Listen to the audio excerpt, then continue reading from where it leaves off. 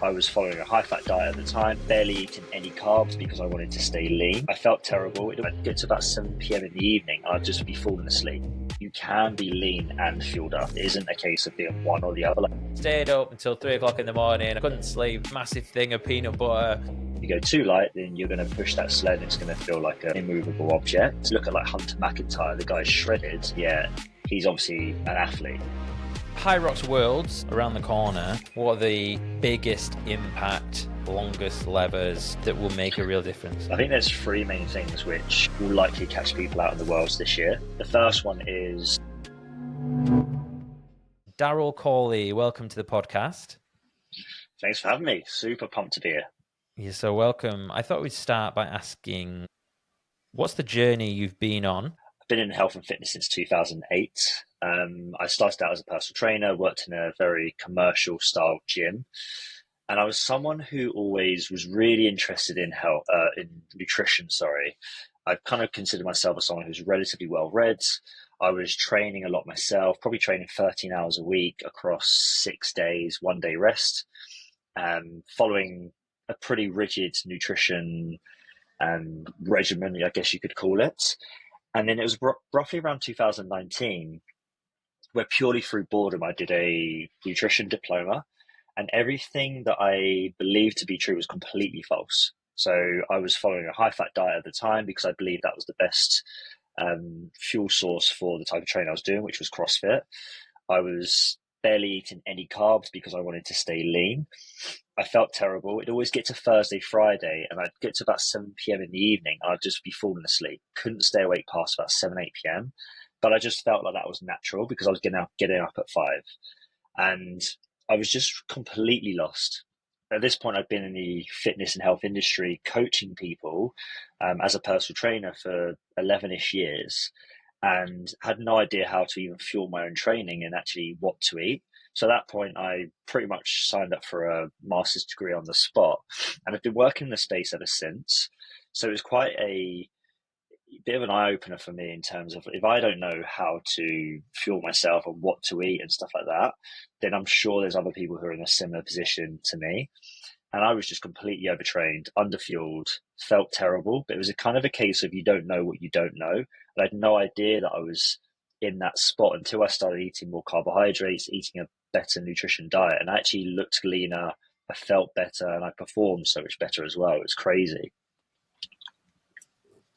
Interesting. And what you said there about having less energy in the evening, despite being on a high-fat diet, that would probably go against a lot of what you hear. I was going to say go against the grain, but it was a disgusting pun.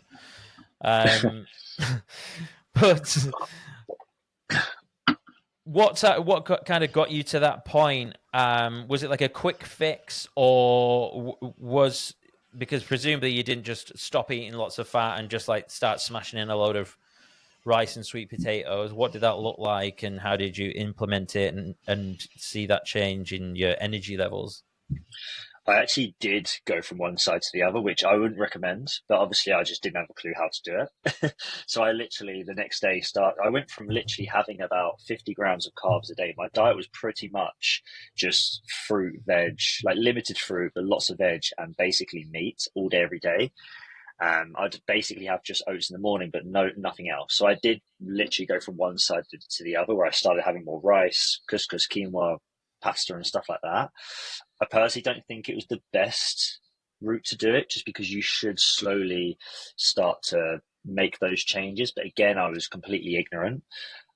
If I was to go back and do it again, I would basically change it so I would make changes by like 10 to 20% at a time, and maybe make those changes like every 4 to 7 days, just so your body can start to acclimatize. Because if you go from having 50 grams of carbohydrates to say 300, you're going to feel heavy, lethargic, probably full a lot of the time, bloated and stuff like that. And whilst I didn't experience that, because I didn't go to that extreme, but I definitely did probably, feel a little bit heavy at certain points and stuff like that. But yeah, if I was to kind of do it again, I would have probably increased by like say 10, 20% over the course of a certain amount of time, and then made further changes till I eventually got there, because that's probably it allows your body to acclimatize to those changes better than going, right, I'm no longer having this, I'm going to go straight into that. And it very rarely is efficient to do it that way. Yeah. We're human though, aren't we? So how do you deal with that side of things where you're not dealing with spreadsheets, you're not dealing with machines, you're dealing with human beings who, and food is quite an emotional thing, isn't it? It's not just a thing that you can just plug in and out and just say, okay, I'm going to do this, this, and that. What do you think about that side of the work you do, and what have you seen work? Yeah, absolutely. I completely agree. Foods is one of the main things in a lot of people's lives, right? If you think about it, if we get a new job and we're celebrating, we'll generally go out for a meal to celebrate. If we're sad and stressed, we typically might comfort eat. With food is a massive thing in a lot of people's lives, so you do have to look at the psychology side of it in terms of, okay, well, what are your typical habits when you're stressed, when you're happy, and stuff like that. So the way I typically will approach nutrition is firstly understand what the current habits are. So what are you typically eating on a day-to-day basis? What are your comfort foods? What are your kind of what you consider as the foods that you tend to crave and stuff like that? And then it's about understanding your day-to-day lifestyle and then making positive changes, which are super simple to make. And it could be little things like, say, example, someone loves having chocolate every evening after dinner. Generally, there tends to be a reason for that, which typically is that you're lacking in nutrients earlier on the day. So we'll start to then bring in certain nutrients, so potentially you don't have those cravings. If you still do, then rather than taking something away, where you start to create this elephant in the room, and then basically, typically that will then lead to binge eating. Because if you completely eliminate something, there comes a time they're like, oh, do you know what? Sod it, I'm just going to have it. And then rather than having a few squares, they end up having like 4 bars. You treat it as like almost like a tree. And that way it helps to implement good positive changes and habits, but you also get away from this mindset of chocolate is the devil, and you then implement something which is chocolate is the reward. So a lot of the time I'll sit down with my clients and I'll say, right, if you're craving chocolate, why don't we have every Saturday night when you're with your family, watching a film, watching Strictly Come Dancing, have a chocolate bar.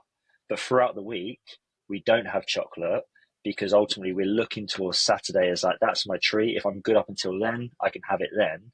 Over the course of the week, they're having less, but they never feel like they're missing out at the same time.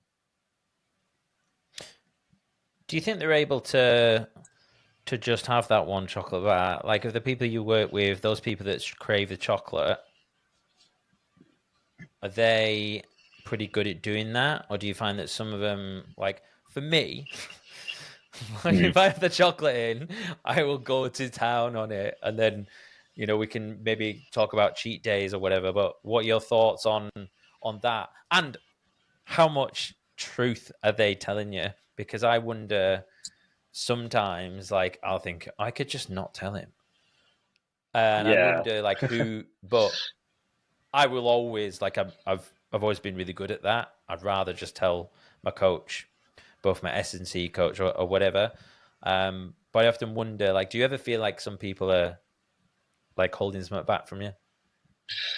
I don't know. Probably, I feel like a lot of people are actually quite truthful about it. Like, ultimately, I don't know what I don't know, and ultimately, um, unless I literally sit and live with all of my clients and watch what they eat, like, I'm never really going to know. But I do have a lot of my clients who, if they have something, they'll be like, "Look, I had this, and I wanted you to know because obviously it's in my benefits for you to know and stuff like that." So I like to think that I am like they are logging everything they're eating and stuff like that. Are they potentially missing stuff out because they feel bad? Potentially. But I feel like there's been a lot of occasions where I've worked with individuals and they've actually put it in and they've actually then messaged me saying, oh, by the way, Daryl, I had this and I shouldn't, but it's in the thingy. Like it's almost like I'm kind of like holding myself accountable. And a lot of the time these individuals are investing in themselves. They're kind of locked into the process. These are relatively motivated people. So I'd like to think so. Obviously, if there's a certain things that they're not adding in and I don't know about it, obviously that's nothing I'll ever be able to measure. In terms of Are they able to implement that strategy I suggest in terms of like not having any chocolate throughout the week and then one at the weekend? I think it is a bit of a 50-50, being honest. Some people can, and they'll stick to it super regimented. The individuals who struggle with that, and obviously we find other ways of doing it. There's that kind of saying, there's not one way to Manchester, right? Like one strategy that works for me doesn't necessarily mean it's going to work for the next 10 people. And that's where it comes back to that whole nutrition is individualized, not necessarily just on your lifestyle and your genetic makeup, but also your approach to nutrition as well. Yeah. Yeah, it just got me thinking. Like, I suppose I'm wondering from a selfish perspective, I'm like, how much do like other people struggle with like the psychology of it?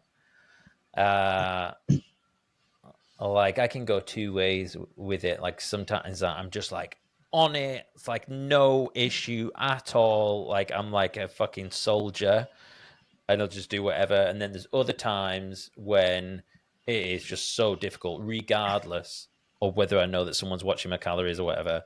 And then I feel like I like end up speaking to my coach like he's a therapist, and I don't want to be like a pain in the ass.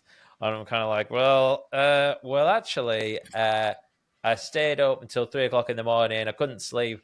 I ate a massive fucking thing of peanut butter. Do you know what I mean? And I'm like, whoa. I'm like, I hope I'm not being like TMI.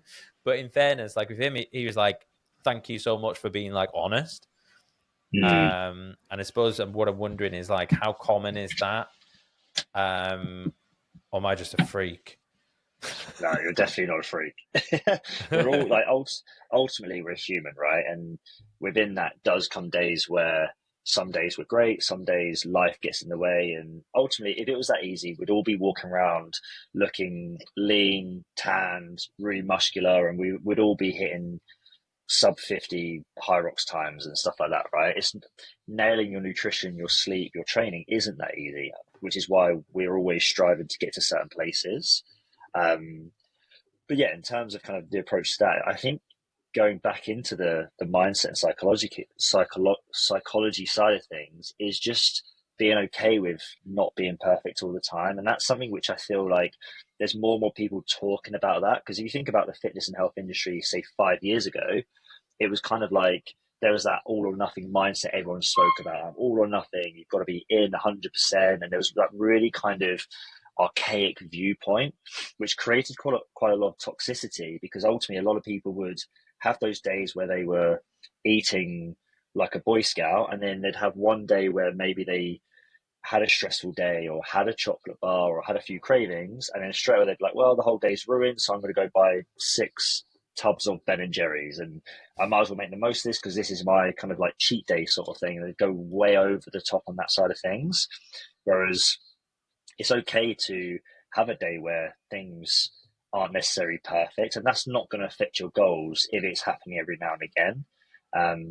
But I think a lot of people have that mindset where they're like, "Oh, I'm shit," or "I'm really good," and that's more kind of that has a more negative effect than if you have that initial day where you have a few things, which isn't necessarily what you deem as should be having.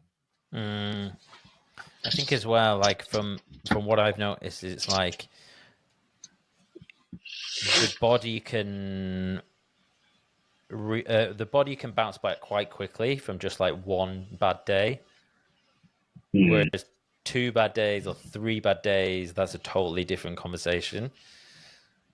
Yeah, absolutely.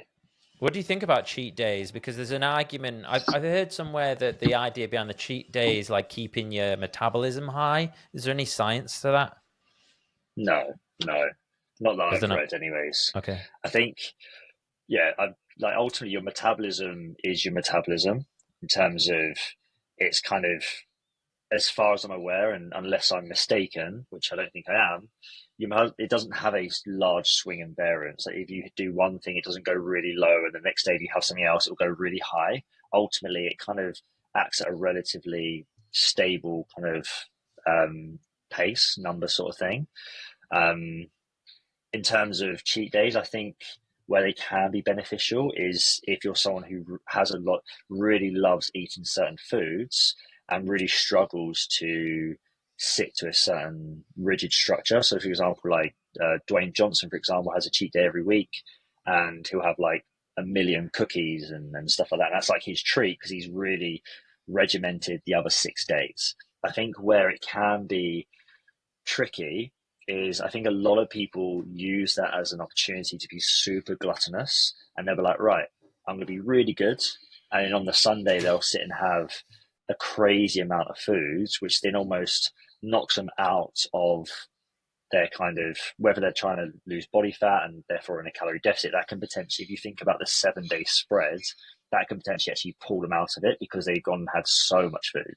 So I think it's about having that cheat day, that cheat meal if you feel you need it, but also being mindful and being aware that, okay, well, yes, I can have this cheat day, but it doesn't mean I can have 4 pizzas for dinner. Yeah, like a moderate cheat day, perhaps. Yeah. I have a question around HYROX performance, nutrition. Obviously, that's what you do. Yeah. Most people who are listening to this will be aware of the benefits of fueling your body for performance, ensuring there is ample glycogen stores, etc. What about the other way around in terms of, well, not necessarily the other way around, but there are clearly advantages to being fueled, but what about advantages to being lean? So how much difference is it going to make between you being mega fueled and being 15% body fat and mega fueled and 10% body fat? How much difference does that extra fat going to make, if it's anything at all? I think if it's that close together, probably not much at all. I think the first point to point out is that you can be lean and fueled up. It isn't a case of being one or the other. Like if you look at like Hunter McIntyre, the guy's shredded, and yet he's obviously an athlete. So you don't necessarily need to be one or the other. You can be both. It's obviously just about managing your calories and your macronutrient breakdown effectively. In terms of being super, like I think a question that I quite often asked is like how light can I go without it then affecting some of the stations such as the sled push and pull, because obviously if you're lighter your running is going to be easier and it is a running event, but at the same time if you go too light then you're going to push that sled and it's going to feel like an immovable object. So I think a lot of people kind of knowing themselves in terms of their like a comfortable weight to sit at. But I think it's about finding that weight where that leanness, that weight where your running is pretty good, but at the same time it doesn't then affect your strength as well. And in terms of what those numbers are, it's so hard to put together because the data isn't out there. I'm hoping to put some data together so I'll actually be able to say if you're 6 foot, then this is the optimum weight for you. But I obviously haven't done that at this stage. But essentially, you kind of want to find that weight where you're able to hit certain running times, but also the sled is still movable as well. If you are someone who is looking to get leaner, but at the same time you're worried about being too underfueled, which will then affect your sports performance, then there's ways that you can do it where you can get leaner, but at the same time not see a huge drop in your performance. And I would say you need to enter a slightly more moderate calorie deficit. And by moderate, I'd say maybe like 300 calorie deficit. So the body fat loss decrease is obviously going to be slower than if you're just someone who's purely looking to lose weight. But essentially what you then do is you're in a slightly smaller calorie deficit. You load up your calories, your carbohydrates around your training. So you've got as much energy as possible around your training. And by those sorts of numbers, I'd probably be suggesting like 1 to 1.5 grams of carbohydrates per kilo of body weight. So if you're someone who weighs 80 kilos, then 80 to 120 within that kind of, say, 2-hour window before training in 1 to 2 feeding windows. And then when you're least active, which is typically for most people later on in the day, you maybe have slightly lighter meals. So you're basically giving your body the energy it needs when it's most active. When it's a little bit less active, you give it a little bit less. And that's the approach I typically would take with someone who's looking to get leaner, but also still stay fully fueled. I don't think that answers your question, but I went off on a massive tangent. Tangent away. We love a tangent here. Yeah, so I suppose I have two questions regarding that. One was my last performance at Glasgow. I kind of went completely opposite as to what I was at Birmingham, because Birmingham I was really careful with my food. I was quite a lot leaner. And Glasgow I was like, I'm sick of all this like tracking. I'm just gonna eat what I want and train like a motherfucker. And there's actually advantages to that because that like lessened the stress that I had about worrying about calories, tracking, stuff like that. Allowed me to get kind of out of my head a little bit more. The downside of that from a like I performed the best I ever have, like knocked fucking loads off my time, did a 105.50 and was delighted. That's solid. Delighted, yeah, solid, man. Felt great, felt strong, felt fast, perfect weight. I felt like it. However, when we had the top push photos at the end, I'm like, bit of a dad bod.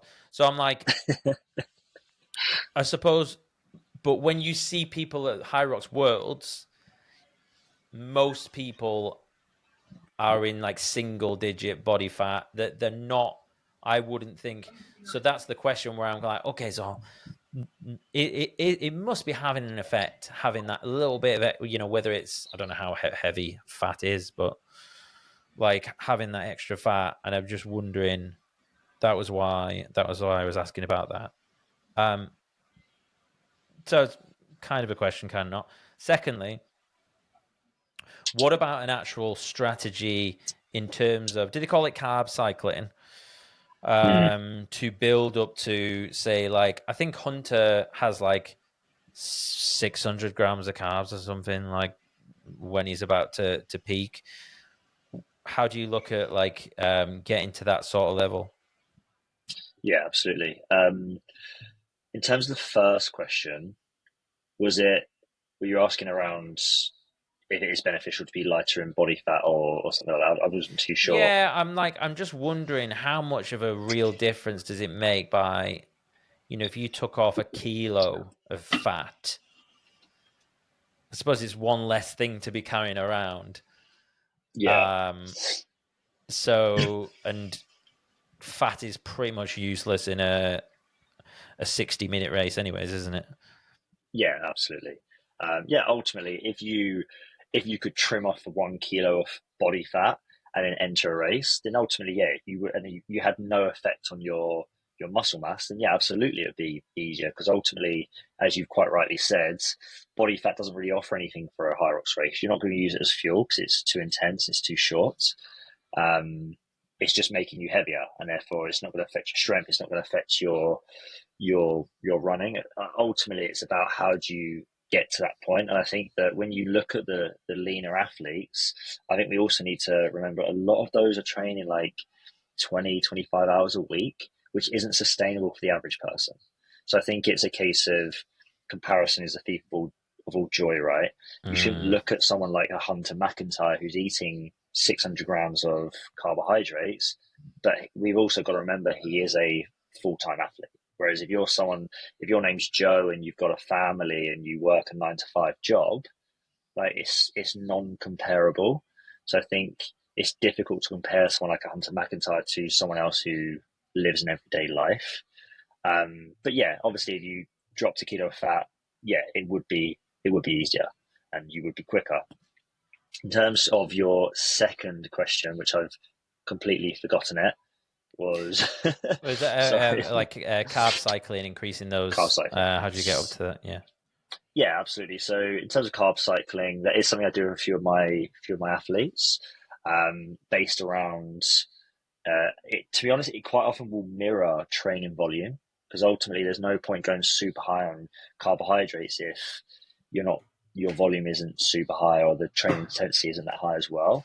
If I'm building someone up to a certain calorie number, then again it would be done in a kind of almost like a progressed approach. Again, increasing it by say 15 tops 20% over a certain time period. Ideally, that what we're looking for when it comes to a race is minimum 5 grams of carbs per kilogram of body weight, but ideally you might be like 6 to 7. I think Hunter's previously, I've read somewhere that he was having as much as 8, which again, you could have as much as 8, and people in the Elite 15 probably will be having about 8 grams of carbs per kilogram of body weight. But again, you need to look at the starting point, look at the actual speed at which you are competing your HYROX as well, because the faster you're running, the higher the rate of glycolysis, and glycolysis means carbohydrate burning. So you also need to take that into account as well. So in terms of how quickly would I speed that increase in the carb cycling, it would depend on training volume, maybe change that by 10 to 20%, 15 to 20% in a kind of progressed approach. And it would very much be based around what is your current workout volume and training intensity and stuff like that. HYROX Worlds around the corner. What should people be looking at implementing? What are the biggest impact, longest levers, things that people will quite often neglect that will make a real difference? I think there's 3 main things which will likely catch people out in the worlds this year, because they have done last year, they did the year before that, and they did the year before that. Is the first one is fueling, because ultimately you've got a couple of challenges with fueling. One is a lot of people are obviously going to be competing away from home, being Chicago. So it's about having the food available to fuel your competition. So at this point, being about 7 weeks out, I would say that people need to start trialing their nutrition for race day. And I would be almost like trialing it based upon what time you'll probably wake up, what time you believe you will be competing at. I'm not sure if they've actually released the rough wave times. You won't get your time until say 2-3 days before, but usually you'll get the rough wave time before that. So I'd be basing it around that, but also basing it around food that you'll have available to you, whether that's stuff that you take with you or stuff that you're pretty confident they're going to be selling in America, stuff like that.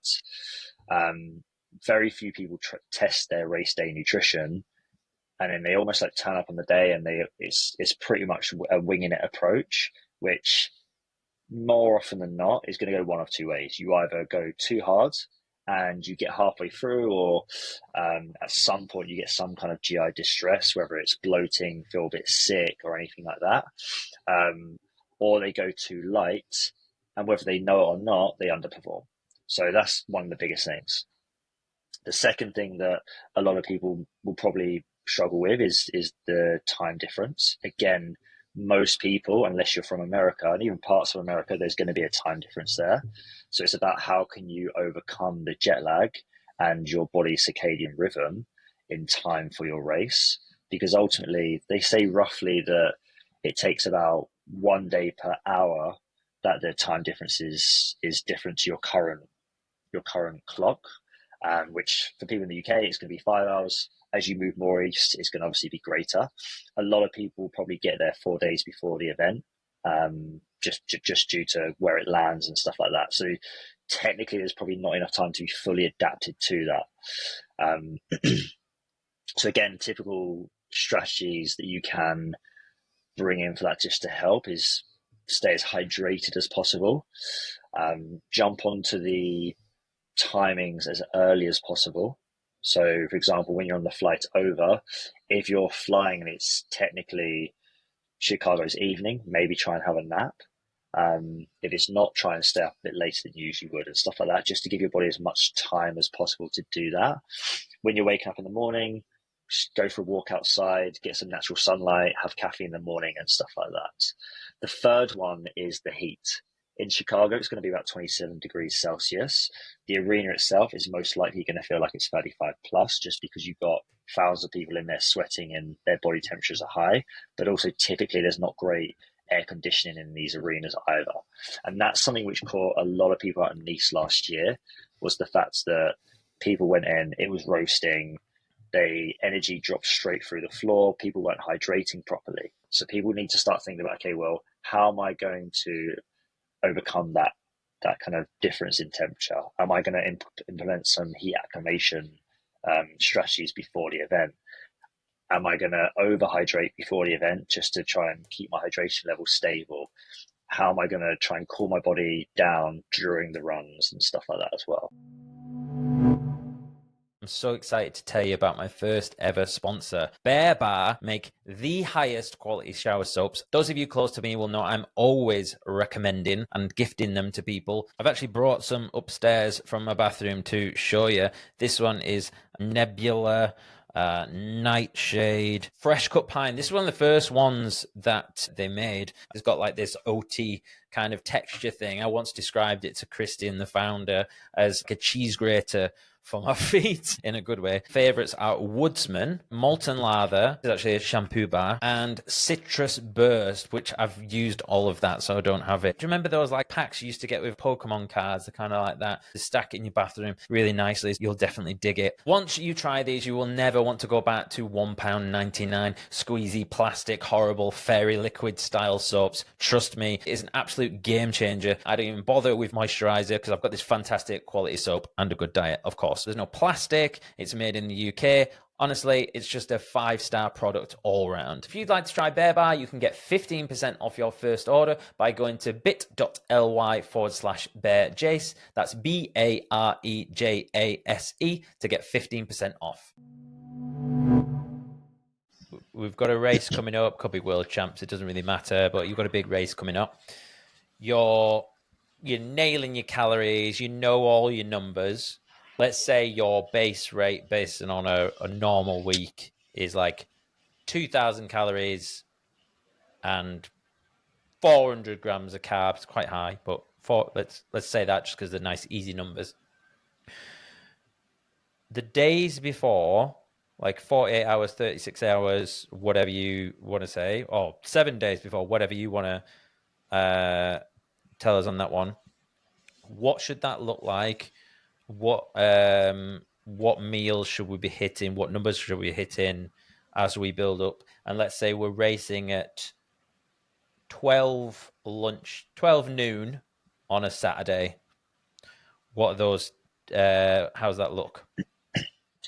So if we say let's go for like Monday leading up to it, so 5-6 days before, providing if you're having 400 grams of carbs, which is probably there or thereabouts where you'd need it to be. Like ultimately, you want to be aiming for, I would say, ideally 5-6 grams of carbs plus per kilogram of body weight on that week leading up to it. Ideally, you've been at that number prior to that week, prior to race week already, so you don't actually necessarily need to change your carbs too much. You may increase it by say 10 to 20%, but ideally you're at that carbohydrate number before race week anyways. And sorry, just to really quickly interrupt, and let's say that 2,000 calories, 400 grams of carbs, that's like a training week level that you're on. How does then that change? Because we're going to be tapering a little bit as well. So sorry to interrupt. I just wanted to, let's set that in stone, and then how does that change? Yeah, sure. So in terms of, does it change? Yes, obviously, if you're tapering, technically your physical activity level known as PAL is going to be lower, because obviously you might have gone from a really high one to stable or relatively low. Dependent on where that calorie number is, I might reduce it a little bit. I might actually keep it the same just to keep your energy levels nice and high.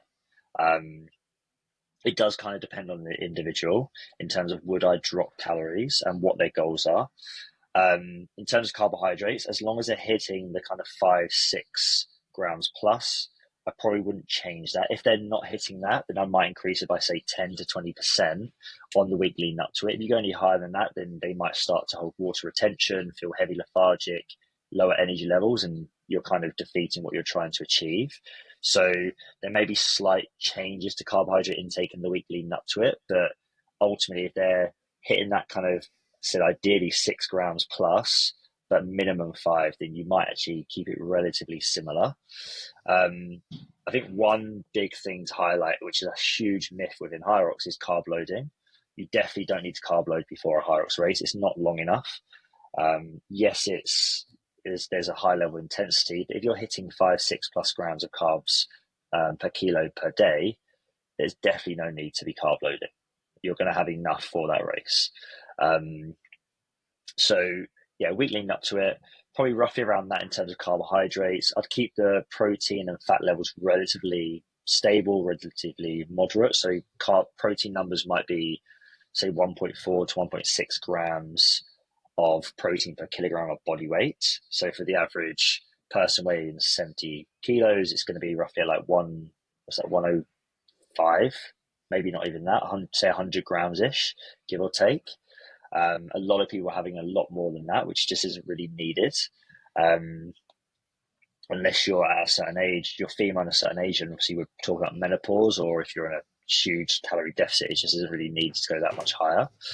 I'd be heavily focusing on hydration, so making sure they're drinking enough water throughout the day.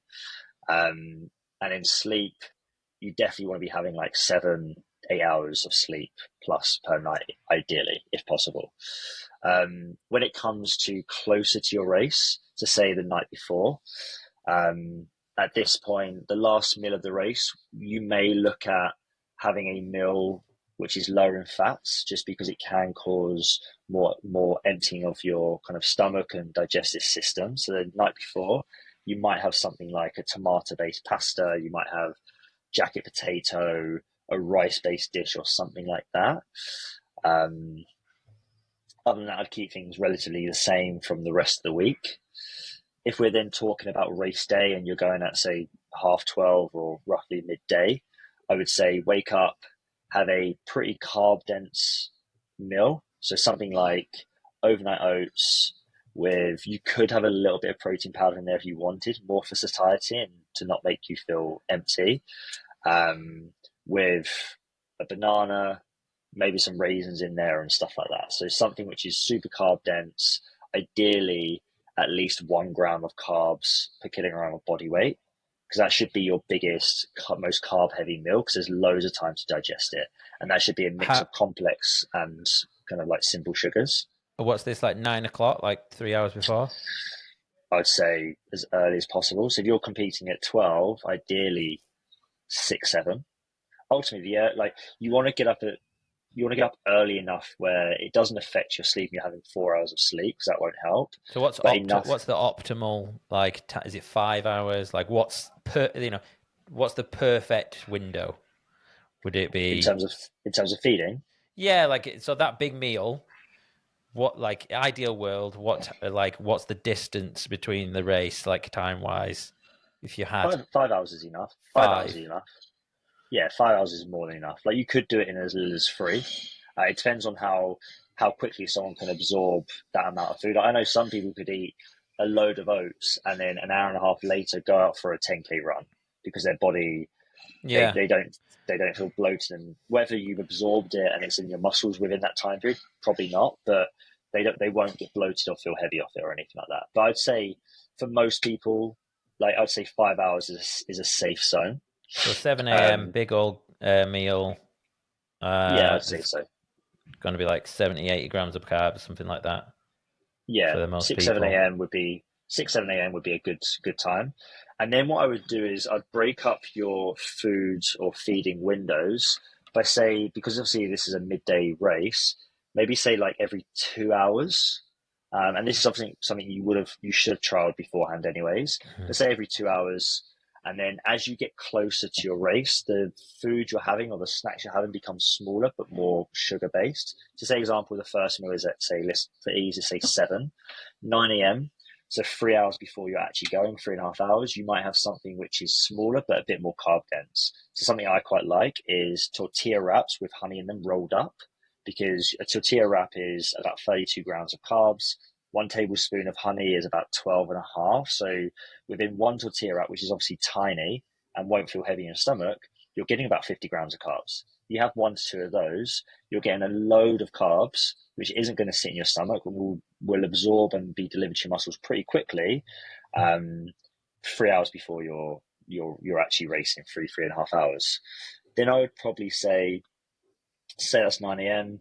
Maybe at 10:30, 11. So say 1.5 to 2 hours before, you're going to have something super carb dense. So this could be something like 2 squares bars and a banana. So these are obviously very small in terms of volume when you look into the earlier meals, but they're pretty much just simple sugar based and will be absorbed pretty quickly. And then 45 to 60 minutes before. So now we're looking at, say, if it's 12, it's 11:15. If it's 12:30, it's 11:30, 11:45. I'd have something like a shot of coffee with a tablespoon of maple syrup in there. So you're getting caffeine. If it's an espresso shot, you're getting 100 milligrams. If it's double, it's about 200 milligrams of caffeine. And then a tablespoon of maple syrup is roughly, I think it's something like 15 to 16 grams of sugar. Again, is going to be absorbed super quickly. So something like that would be a fair kind of go-to sort of strategy for most people. You might change things out depending on your absorption rates and stuff, but something like that would probably work for most people. Thank you. That like 10:30, 11 a.m. meal. So what's that, about 30 grams, something like that, 20 to 30. If you're having, so the squares bars and bananas and stuff. Yeah. It's probably heavier than that. So squares bar is 24 grams each. So that's 48. A banana is also roughly similar 20. to the early meal, but just a different, just a more refined sauce.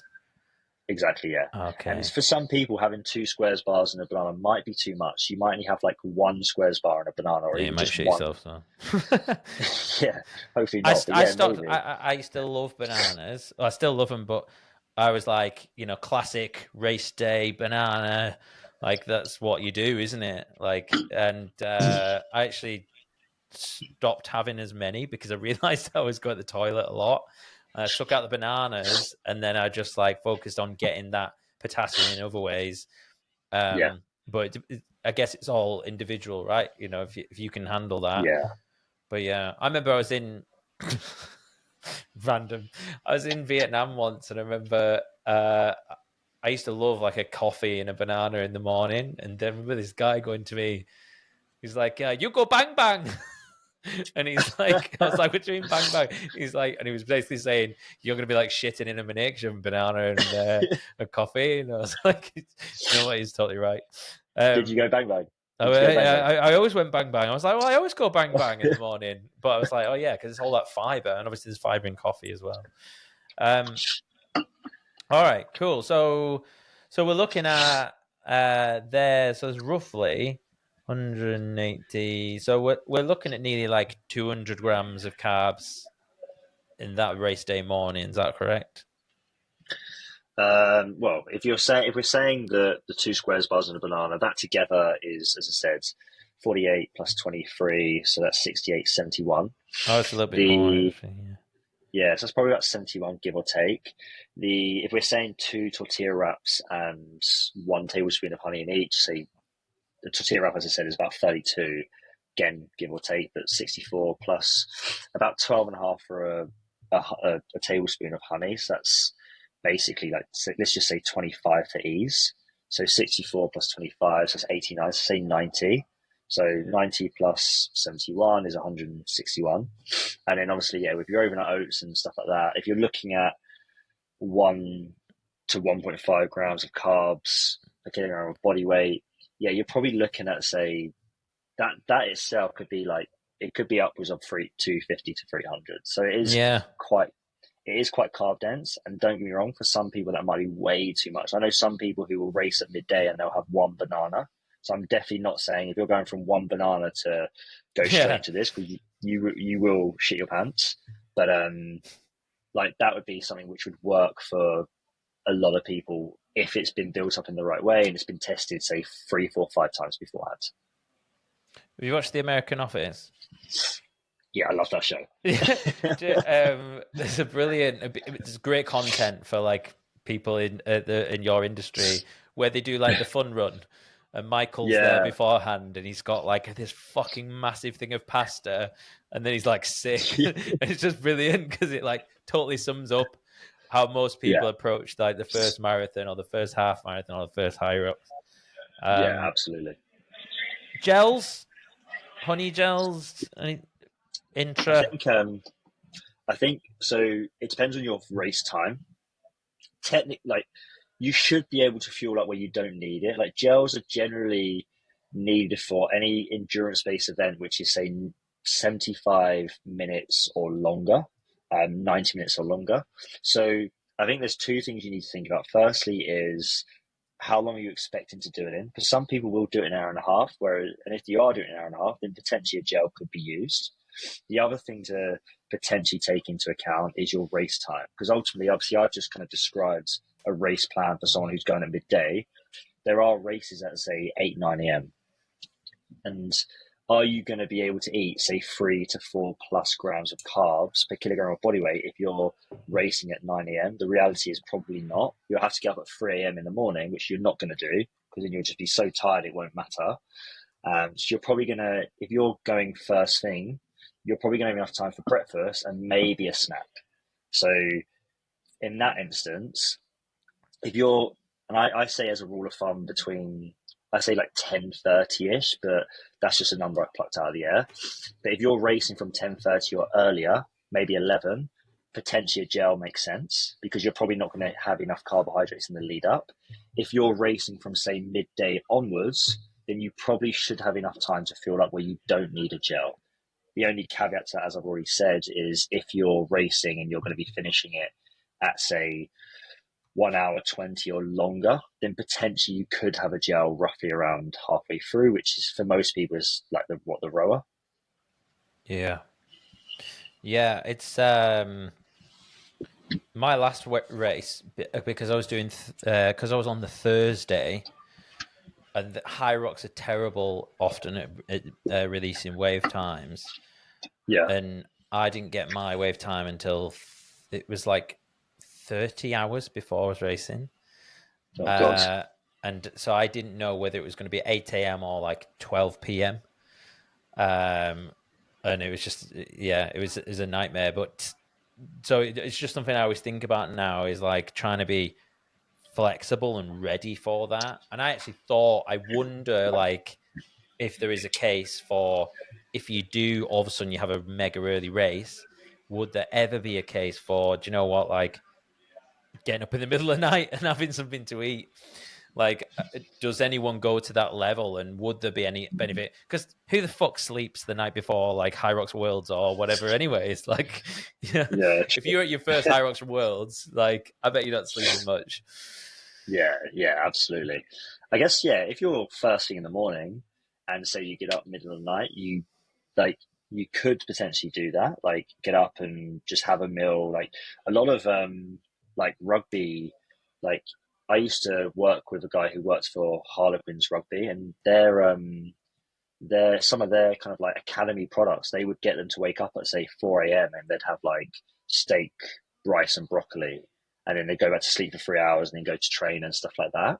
So I've never heard of anyone doing it within HYROX. And I guess it's a case of I don't know if I would purposely tell someone to do it because obviously if you're interrupting sleep and stuff like that, obviously having lack of sleep can be more negative than having 60 grams less carbs. But you could potentially do it, but I don't know of anyone who has. Yeah, watch this space. I might be doing it. You start a trend. Yeah. If anything that's like on the fringes, I'm like, ooh, maybe we could do that. But I suppose like I went through a period where I was having quite a lot of bad sleep and I was in like a muscle building phase. And I was like, two things. One, actually, like a little bit of food would help me go back to sleep. And two, because I was looking to optimize for muscle growth, I was like, well, I could get in like 40 grams of protein here. Like I could have like, when I get up in the middle of the night. And I think that's a little bit of an old school thing that like bodybuilders and stuff used to do to try and get in more. But like Yeah. long-term health, long-term health is not the best approach at all. I think there's some science around like eating after dark, like not being very good for you. Yeah, it just kind of disrupts your circadian rhythm, and also when it comes to like cortisol, like spiking insulin, melatonin release and stuff like that, a lot of your melatonin is released in your gut, whereas if your gut is busy digesting food and stuff like that, then you have a lesser release of melatonin, which will then affect your, not necessarily your sleep quality, because melatonin is more about getting you to sleep. Mm. But then if your body is then digesting whilst you're asleep, then potentially you might find that it's harder to get into your like deep sleep cycles, REM and stuff like that, which is obviously your primarily your restorative sleep cycles. What Yeah, I about would do. supplementations? Would you recommend everyone take a multivitamin? In terms of multivitamins, I'm kind of a little bit of a not necessarily anti multivitamin, but I don't necessarily recommend them just because I've read so much contradictory stuff that says that some you get some multivitamins which they don't absorb as well as you think they do, but also I also find that sometimes people use it as a bit of a get out in a sense that they're like, well, Joe, I don't need to have 5 quarters of fruit and vegetables because I'm having my multivitamin. And it's like, well, even if you are absorbing all the vitamins within this multivitamin, which I highly doubt, um, you're always going to utilize and get more from food in its most organic sense. Supplements are what they say in the tin. They're a supplement to good nutrition and good healthy lifestyle habits. Whereas I feel like sometimes people use it as like well, I'm going to have this greens powder because I don't like fruit and vegetables, so I'm just not going to have them because this greens powder is doing what I need, and it isn't the case. So Hmm. I'm not really a huge fan of them, and I don't ever tell people to have them. But at the same time, if someone says to me, I'm having multivitamins, I wouldn't be like, oh no, throw that in the bin, burn it, or anything like that.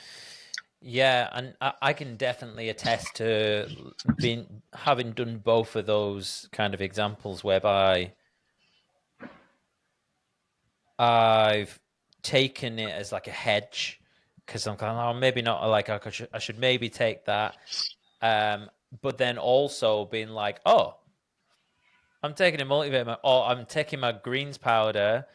Mm, I can skip the broccoli tonight because, yeah, so that definitely, I think you got to be careful with that. Um, but like, yeah, at the moment, personally, I do both. I'm not an AG1 guy, but like I just have like a what do they call yeah. it? The what's it called? The main ingredient in like the greens powder. It's spirulina. Spirulina, Yeah, like yeah, I have spirulina. that in like my protein shake, and just kind of like, but I don't see it as a reason to get out of having other forms of fiber and stuff. Yeah, absolutely. I have spirulina at home. I have wheatgrass and stuff like that, and I'll have Mm, it.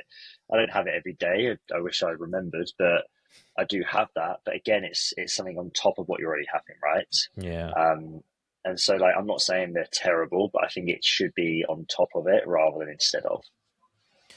Do you ever get any like cases with people you're working with, and you're doing everything? You've got like the calories are relatively low. You're nailing your protein. You've got plenty of fiber. They're active, but then the weight's just like staying on, or actually go in the opposite direction. Any situations like that you've had, and what did you do to approach it? Yeah, I've had that previously, and I think it kind of comes down to weight loss isn't as simple as calories in, calories out. Yes, that is the first part we start. Ultimately, if you're having excessive amounts of calories, you're probably not going to lose weight.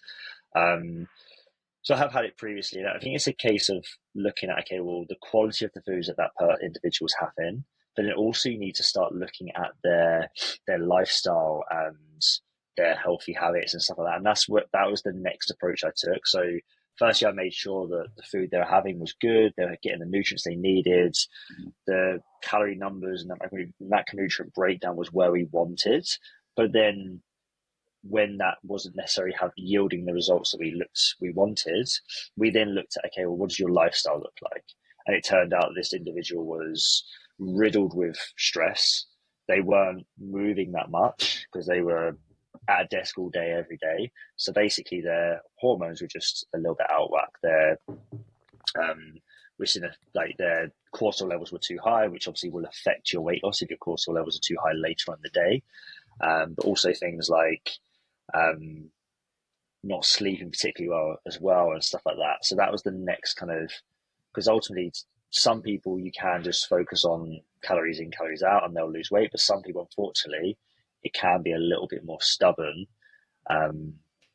like in terms of that weight loss side of things. There's a really good podcast by Andrew Huberman, literally talking about that. He does these like little like 35-minute power kind of things, and there's one recently which he did about weight loss, and he talks about how you can be in a calorie deficit, you can be eating good foods, but you still might not necessarily lose weight, and that's because sometimes you have like stubborn fat which stays there due to your hormone balance just being out of whack. And he talks through like ways that you can kind of help to do that.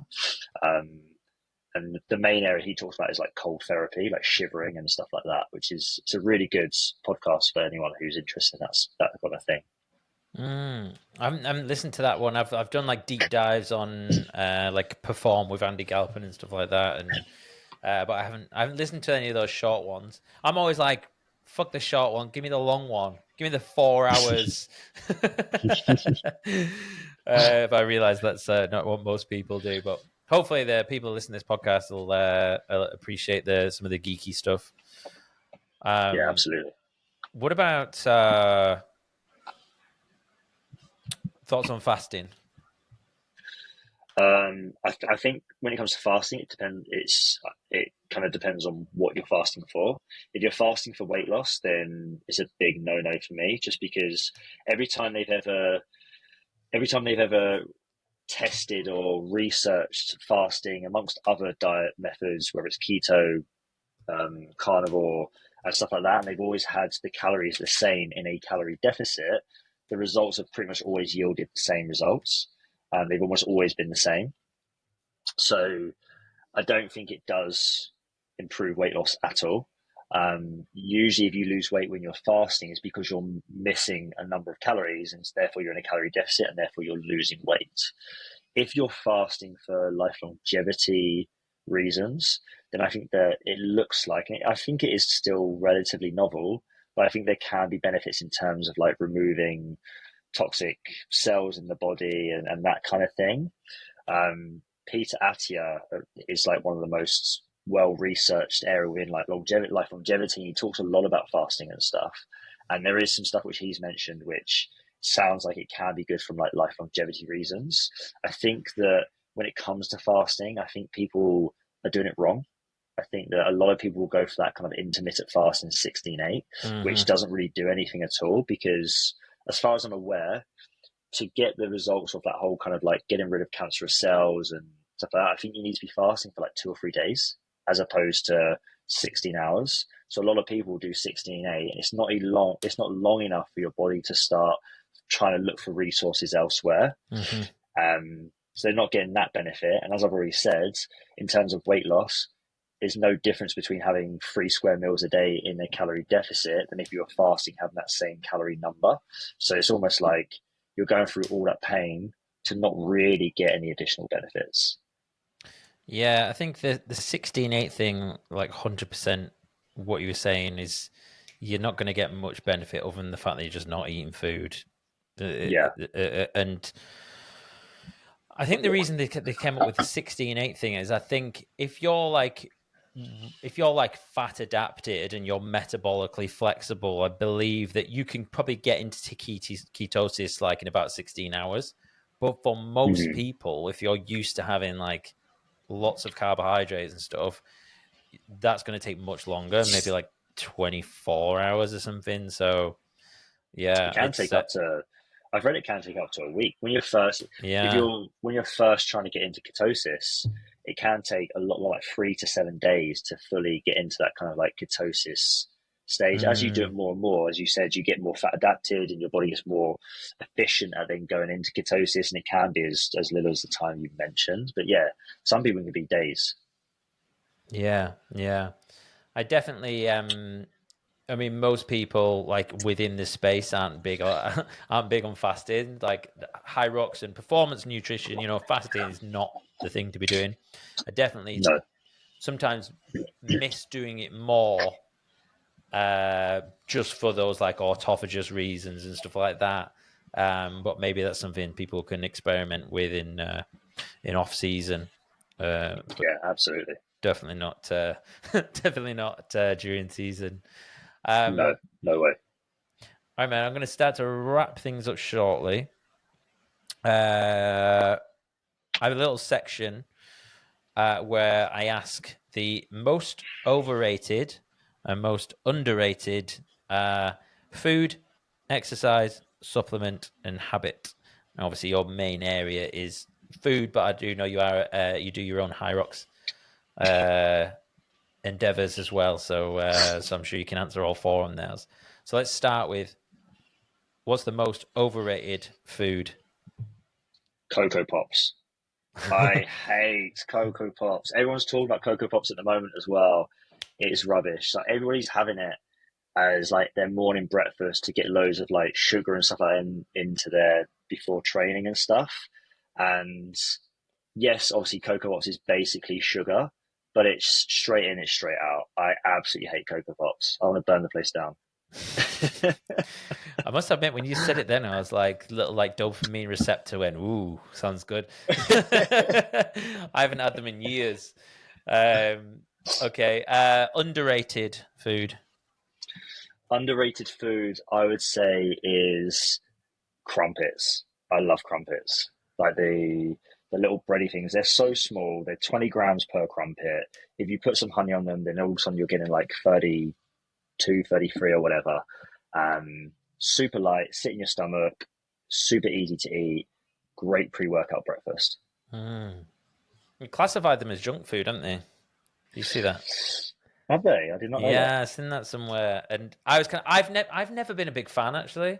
Kind of like, Yeah. I would eat them, but I've never like, oh god, they're amazing or whatever. When I send to a junk food, I'm like, huh.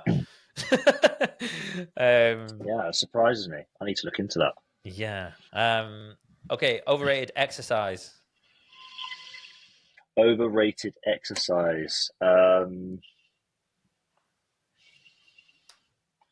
Overrated exercise is, I'm going to say,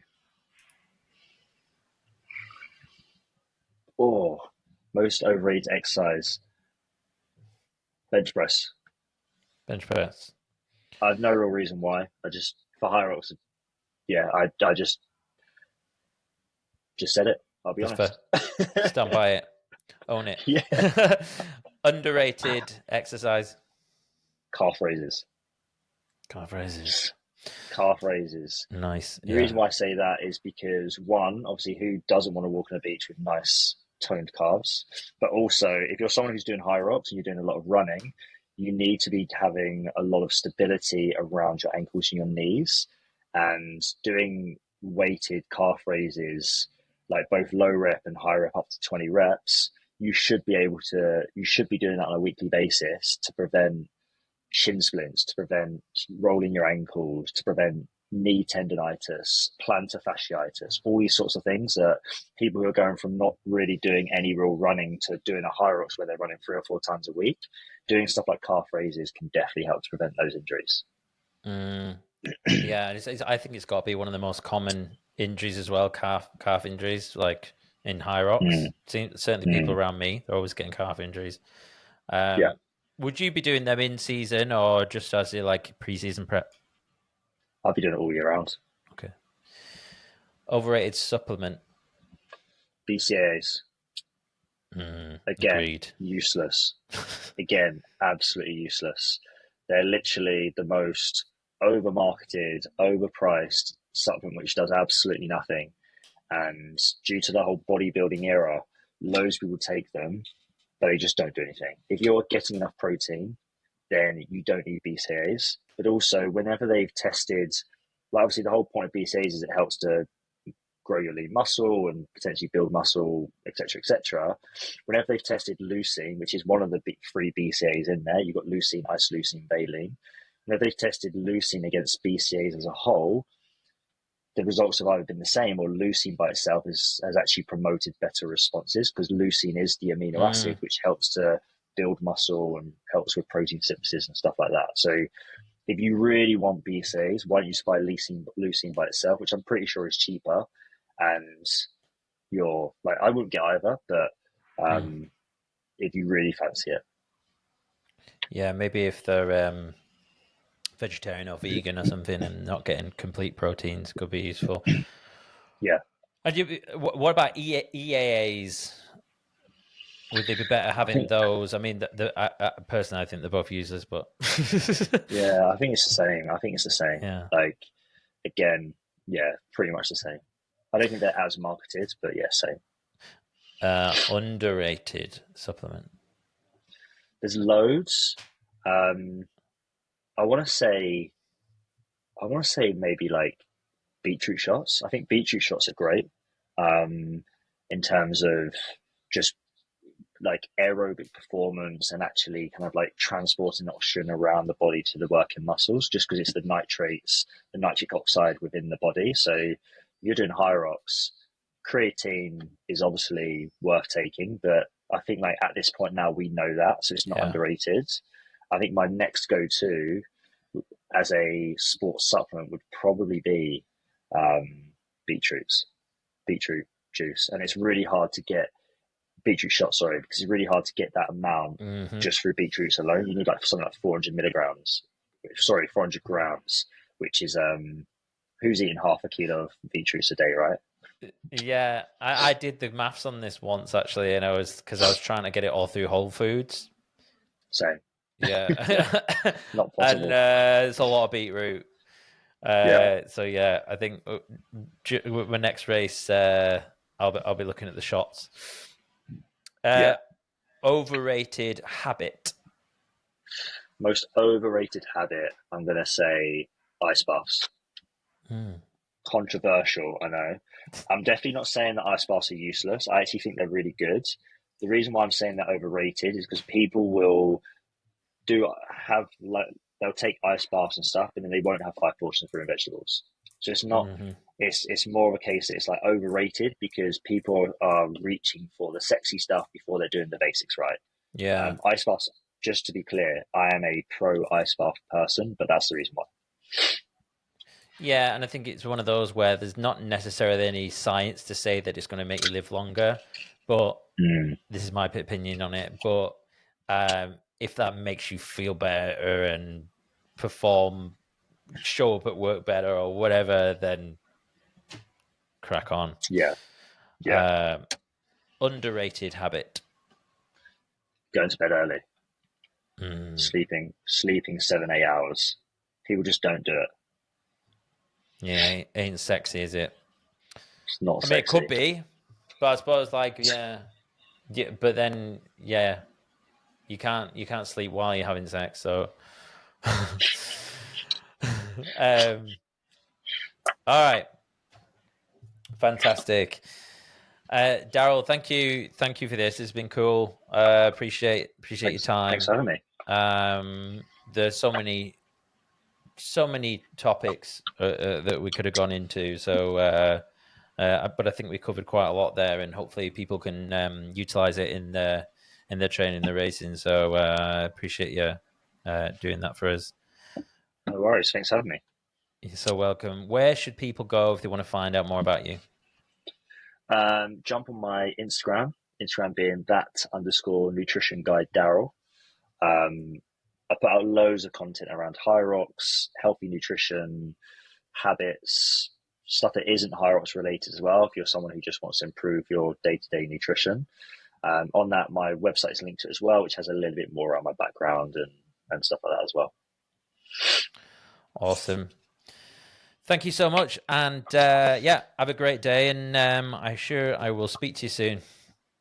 Absolutely. Thanks a lot. Hey guys, it's me. Just a quick one before you get going. Thank you so much for making it all the way to the end. I really appreciate it. Don't forget to check out the show notes for links to my guest and that 15% off you can get from Bear Bar. Go to bit.ly/BearJace for 15% off your first order. Thanks for watching, and I look forward to seeing you in the next one.